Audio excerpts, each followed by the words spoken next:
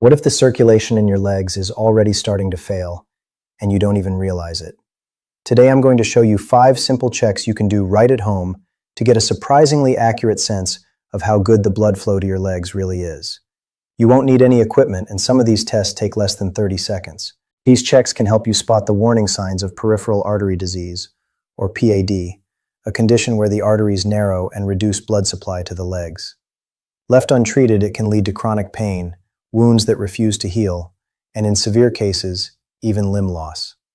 But the good news is this: once you know what to look for, there are things you can do about it. So after we go through the 5 checks, I'll also show you 3 simple, low-impact exercises that can actually help improve circulation and blood flow in your legs, all from your living room. And if you're new here, welcome. I'm a hospital doctor in the UK with over 15 years of experience, and this is information every person should know before circulation problems become serious. Test 1, the Capillary Refill Time Test. So what is it? The Capillary Refill Time Test is a fast, easy method to see how quickly blood returns to your capillaries, the tiniest blood vessels in your body, after you've momentarily interrupted the flow. It's a direct window into how efficient your circulation is. The health of your circulation is often reflected in how fast your skin pinks up after pressure is applied. Why does it work? Your arteries carry warm, oxygen-rich blood from your heart all the way to your toes. This blood flows into a huge network of tiny capillaries that deliver that oxygen to your skin and tissues. When you press down on a toenail, you're temporarily squeezing the blood out of these little vessels, which makes the area turn white. When you let go, a healthy circulatory system will immediately rush blood back into those capillaries, returning the color almost instantly. If this process is slow, it might suggest that the upstream flow from your arteries is a bit sluggish. How do you do it? It's incredibly easy. First, find a comfortable place to sit where you can easily reach your feet. Let's make sure you're relaxed, so take a few deep breaths. It's best not to do this right after exercising or coming in from the cold, since those things can temporarily throw off your results. Now take off your socks and shoes. If you have polish on your toenails, you can do this test on the pad of your toe, but the nail bed is the standard spot. Let's start with one of your big toes. Using your thumb or finger, press down firmly on the flat part of the toenail. Press hard enough that you see the color drain out, turning it pale. Hold that pressure for a solid 5 seconds. You can count it out slowly. 1, 2, 3, 4, 5. Now release the pressure quickly and watch closely. You need to time how long it takes for the normal pink color to completely return. The easiest way to do this is with the stopwatch on your phone. What are you looking for? A normal, healthy capillary refill time is generally less than 2 or 3 seconds. You press, hold, release, and that color should flood right back within that short window. What might be a sign of a problem? If it takes longer than 3 seconds for the color to return, it's considered a slow capillary refill. This delay suggests that the blood flow into your foot's smallest vessels might be compromised, and it's a potential red flag for poor circulation. Don't panic if you get a slow result once. Repeat the test a couple of times on the same toe to be sure. Then, test the other foot. Is one foot a lot slower than the other? That difference is also a key piece of information. Make a mental note of what you find. This simple time check is a powerful first indicator. Test 2, the temperature check. Next up is another really intuitive test, the temperature check. Your skin temperature is regulated by blood flow near the surface. Where blood flows freely, the skin feels warm. Where it doesn't, it can feel cold to the touch. Why does it work? Your blood is warm, and as your heart pumps it through your body, it carries that warmth everywhere. If an artery in your leg is narrowed or blocked, less warm blood can get to your foot. This can cause a noticeable drop in temperature, making one foot feel much colder than the other, or colder than the rest of your body. This is one of the classic signs of poor circulation that doctors always check. How do you do it? This one doesn't need a timer, just your sense of touch. Again, start by resting in a room with a comfortable temperature for about 15 minutes. You want to avoid doing this if your feet are cold just because the room is cold. We want to check your body's natural baseline temperature. Sit down and place both feet flat on the floor. Now use the back of one of your hands. The skin here is more sensitive to temperature, and place it on the top of your right foot. Hold it there for about 10 seconds and get a good sense of its temperature. Immediately after, take the same hand and place it on the top of your left foot. How do they compare? Next, compare your feet to your leg. Place the back of your hand on your shin and then back on your foot. Your feet will naturally be a little cooler than your core body, but the difference shouldn't be dramatic. What are you looking for? With healthy circulation, both feet should feel roughly the same temperature. They should feel warm, or at least not shockingly cold compared to your legs. What might be a sign of a problem? The big red flag here is a major difference between the two. If one foot feels distinctly colder than the other, that's a significant finding. It suggests something may be restricting blood flow to that specific foot. If both feet feel icy cold when the rest of your body is warm, that could also signal a more general circulation issue. Test 3, the pulse check. This test is a little more technical, but with some guidance you can definitely learn to do it. We're going to find the two main pulses in your feet. This is a direct way to feel the force of the blood being pumped through the arteries in your lower legs. Why does it work? Every time your heart beats, it sends a pressure wave, a pulse, through your arteries. You can feel this at spots where an artery runs close to the skin. If the arteries in your legs are narrowed by a condition like PAD, the force of blood reaching your feet will be weaker. This results in a pulse that feels faint, or might even seem to be absent. Checking these pulses is a cornerstone of any vascular exam. So, where are these pulses? We're looking for two on each foot, the dorsalis pedis and the posterior tibial. Let's start with the dorsalis pedis. Pulse on the top of your foot. Sit down and get comfortable. To find the landmark, try pulling your big toe up towards your knee. You should see or feel a tendon pop up on the top of your foot. That's the one. The artery usually runs just to the outside of that tendon. Now, relax your toe. Take your index and middle fingers, never use your thumb, it has its own pulse, and place them gently on the top of your foot, just outside of where you felt that tendon. Don't press too hard, or you'll block the very pulse you're trying to feel. Light pressure is key. You might need to move your fingers around a little on the bony arch of your foot. Be patient, this one can be tricky. What are you feeling for? A gentle, rhythmic bopping or bouncing under your fingertips that matches your heartbeat. Now for the second pulse, the posterior tibial pulse. This one is on the inside of your ankle. Find that bony bump on the inner side of your ankle. Behind it, there's a soft groove before you get to your Achilles tendon. The artery runs right through there. Curl your index and middle fingers and gently press into that soft spot right behind the inner ankle bone. Again, light pressure. Adjust your fingers a bit until you find the sweet spot. What are you looking for? A normal pulse feels strong and regular. Doctors often grade pulses on a scale from 0 to 3, where 2+ is normal and brisk, 1+ is weak, and 0 is absent. For a healthy person, you should feel a solid 2+ pulse that's equal in strength on both feet.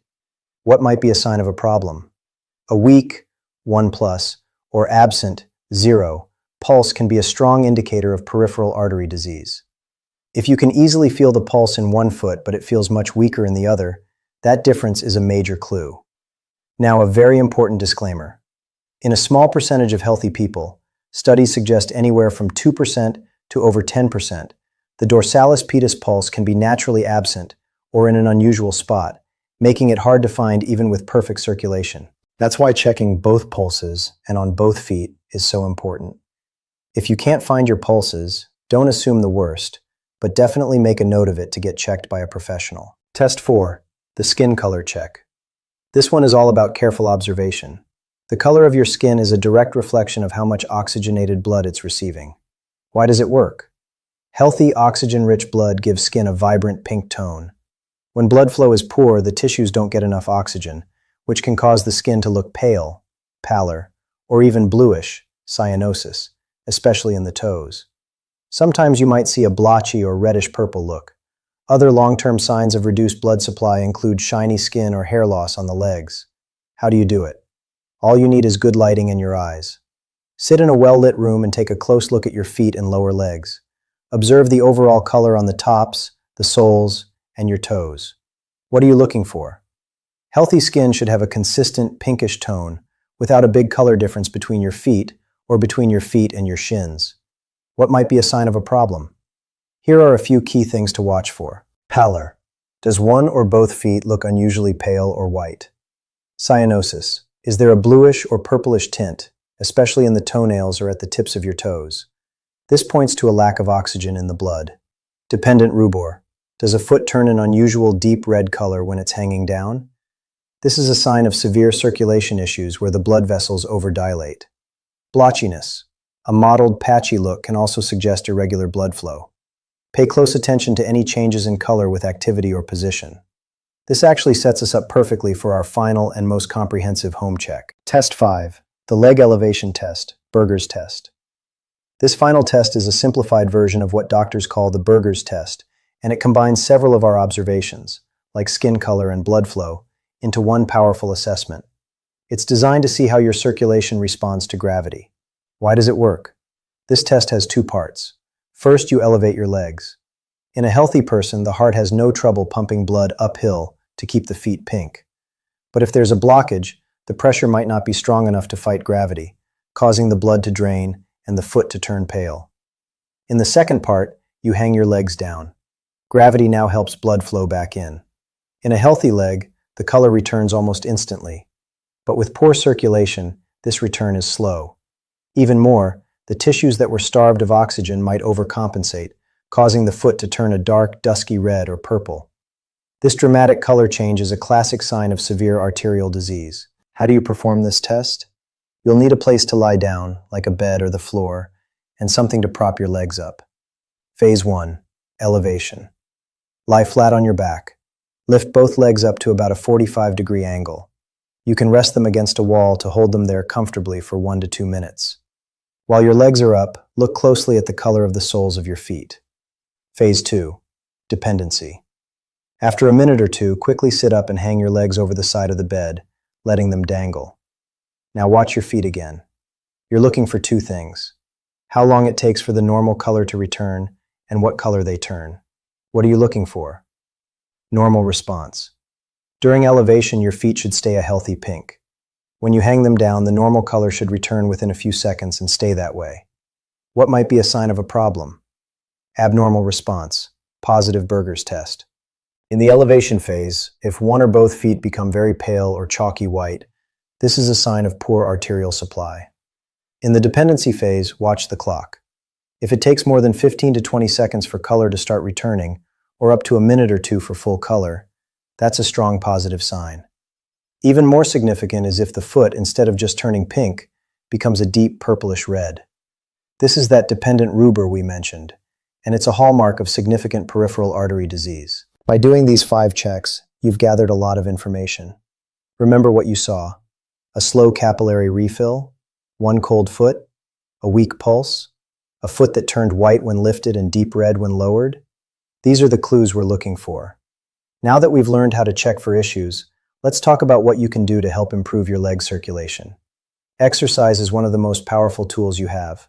When you move the large muscles in your legs, they contract and squeeze the veins, helping to pump blood back up towards your heart. This is often called the second heart, or the calf muscle pump. These 3 exercises are low impact, simple, and can be done almost anywhere. Exercise 1. Ankle pumps.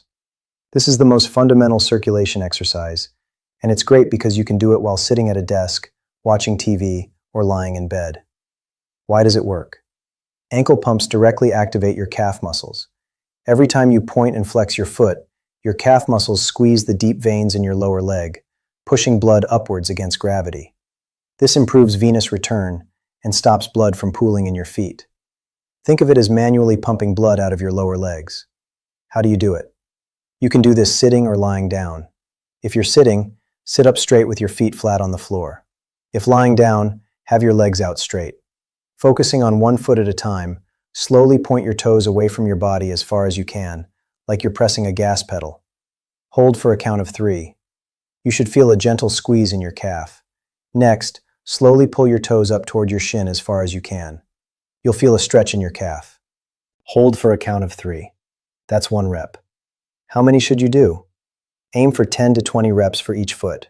Try to do a few sets throughout the day. If you have a desk job, make it a habit to do a set of ankle pumps every hour. It's a small movement that makes a big difference. Exercise 2. Leg raises. This exercise works the bigger muscles of your legs and core, helping to improve overall arterial flow without stressing your joints. Why does it work?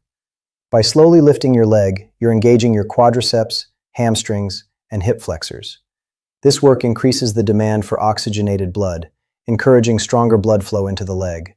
It also strengthens the muscles that support you when you walk. How do you do it? Lie on your back on a mat or carpeted floor. Keep one leg bent with your foot flat on the floor for stability. Straighten the other leg out. Keeping your leg straight, slowly lift it off the floor to about a 45-degree angle. Use slow, controlled movements, not momentum. Hold it at the top for 3 to 5 seconds. Then, just as slowly, lower the leg back down. Don't let it drop. Control the movement. That's 1 rep. How many should you do? Aim for 10 reps on one leg, then switch and do 10 on the other. As you get stronger, you can work your way up to 2 or 3 sets for each leg. Exercise 3. Calf raises. This classic exercise directly targets the power of your second heart, your calf muscles. Why does it work? Calf raises are one of the best ways to strengthen the muscles that drive the calf pump. A stronger pump means more efficient and powerful propulsion of blood out of your legs and back to your heart, which can help reduce swelling and feelings of heaviness. How do you do it? Stand up straight, feet about shoulder width apart. Hold onto the back of a sturdy chair or a countertop for balance if you need it. Slowly rise up onto the balls of your feet, lifting your heels as high as you can. Squeeze your calf muscles at the top and hold for a moment. Then slowly lower your heels back to the floor. The slower you go, especially on the way down, the more your muscles work. That's 1 rep. How many should you do? Start with a set of 10 to 15 reps. As you build strength, feel free to increase the reps or add another set. If standing is tough, you can do a seated version. While sitting, just lift your heels up high while keeping the balls of your feet on the ground. Hold, and then lower. It's the same basic movement and still offers a great benefit. Adding these 3 simple exercises to your daily routine for just 10 to 15 minutes can have a real positive impact on your leg circulation. Today you've learned 5 simple but powerful checks to get a better sense of your leg circulation and 3 exercises to actively improve it. By doing the capillary refill test, the temperature check, the pulse check, the skin color observation, and the leg elevation test, you are taking an active role in monitoring your own health. You're learning to listen to your body. Remember, the goal here is not to self-diagnose, but to gather information. If you noticed anything that worried you, a slow refill, a cold foot, a weak pulse, or concerning color changes, please don't ignore it. These findings are your cue to have a conversation with your doctor. Early detection and management of circulation problems like PAD can dramatically improve your quality of life and prevent serious complications. Try to make these checks a weekly habit, maybe on a Sunday evening, to track any changes. And do your best to incorporate ankle pumps, leg raises, and calf raises into your daily routine. Consistency is everything. If you found this video helpful, please give it a thumbs up. It really helps the channel reach more people. Subscribe and hit the notification bell so you don't miss our future videos on health and wellness. And finally, please share this video. Share it with your parents, grandparents, or anyone who could benefit from this simple health check. You could be giving them a tool that makes a real difference. Thank you for taking the time to invest in your health today. Stay safe, stay proactive, and we'll see you in the next video.